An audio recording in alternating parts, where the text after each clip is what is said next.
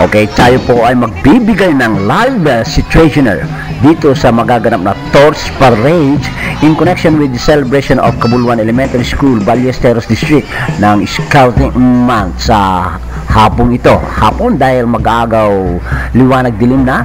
It's about twilight 10. We are about to start with the Torch Parade. While our Girl Scouts of the Philippines and Boy Scouts of the Philippines of this school are now getting ready, getting everything set, all set for the Torch Parade. So here they are with our school scout encampment, and there the whistle goes on and signaling for the start of the tunog ng parada na handog ng ating school band, at sila po ay nag-umpisa na sa kanilang pagbibigay ng sounds ng ganun ay maumpisa na po natin ang Torch Parade natin dito pa rin sa Cabuluan Elementary School. Napakasigla po at napakasaya po ang atmosphere natin ngayon dito dahil dito ipapahiwatig ang importance of oneness, togetherness, cooperation, and camaraderie shown by these young boys and young girls as we have to listen to the music of the school band.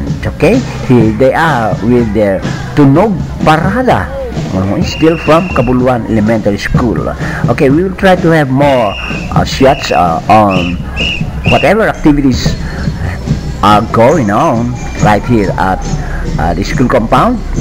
There's the banner of Cabuluan Elementary School, all in green, as we try to move our camera and roll just to give you a real picture of the feelings of the excitement of these young boys and young girls. Okay, let's keep moving as we now have to share with you the activities of pupils of Cabuluan Elementary School. Ayan po pinapaikot natin at yes, madalang po ang paglatag natin at ang camera natin ay nakatutok sa ating mga miyembro po ng school band, at makikita natin sa likuran nandun po yung grupo ng mga scouts natin na nakasindi na po ang kanilang mga torches at nagpapahiwating na we are about to start with the Torch Parade. We shall be moving out of the school compound at nang sa kayo iikot tayo sa streets, sa lansangan at ipagbunyi ang Scouting Month dito pa rin sa Cabuluan Elementary School.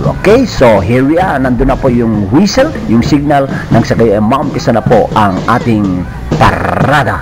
Okay, so there they go.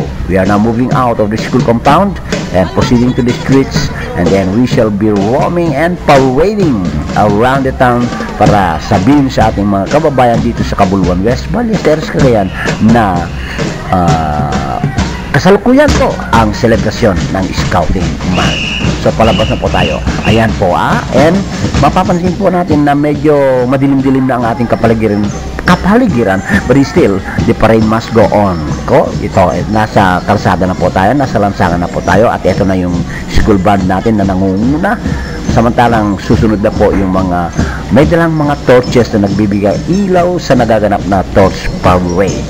Still, ito po ang pagbibigay natin ng live situation direct from where the action is, dito pa rin sa Cabuluan Elementary School. Ayan ang school band, and there nakikita natin ang kadiliman dahil mapapansin po ninyo yung mga sasakyan na medyo temporarily na inconvenient sa naturang parada because they have to stop at they with their blaring lights. Ayan, naka full blast po ang kanilang ilaw.